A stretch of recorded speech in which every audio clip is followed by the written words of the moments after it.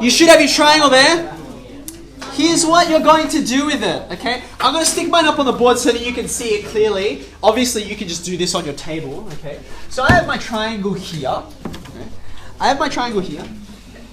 Now, what I'd like you to do is on your page, right?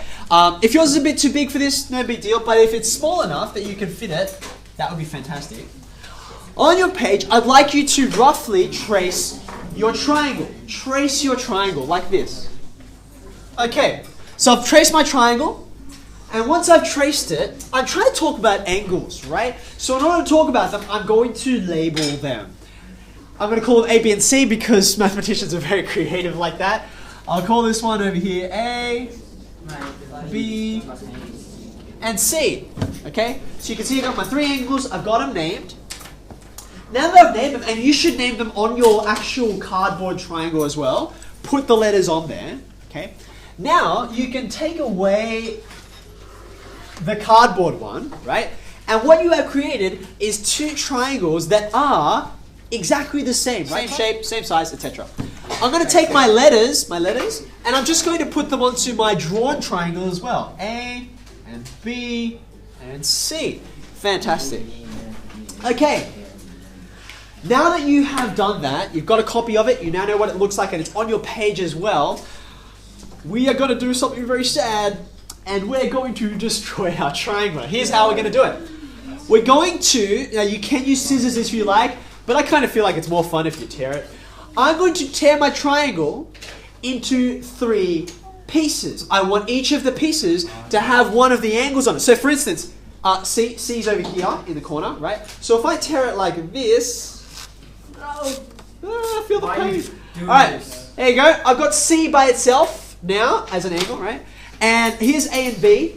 I guess I'm going to rip it along here. You can cut it with scissors. Doesn't fit on my page. Okay. If it doesn't fit, that's okay. You don't need this step, but the next step you will need. Okay. So you can see I'm now going to tear it down the middle. Okay.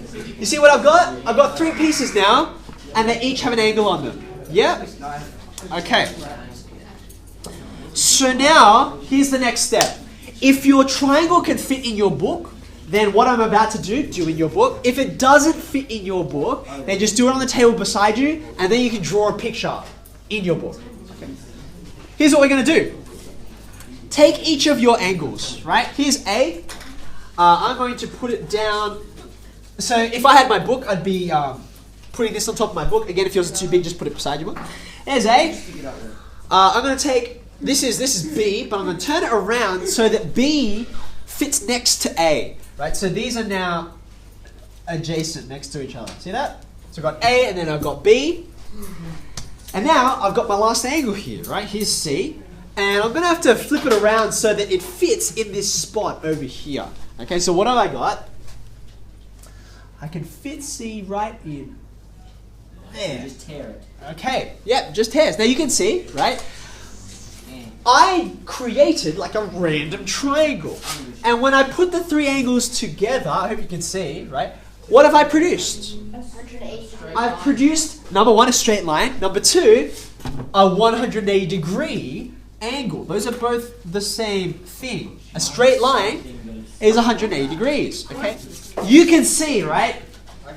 The beautiful thing is everyone pretty much has made a different triangle, but no matter what triangle you've made, and no matter how you tore it, they'll all equal 180, right? So this was idea, again, thinking back to Euclid, and you could say, look, these shapes, they have this kind of perfection to them. They always do certain things. It's almost like magic that they have properties and powers that are completely separated from us.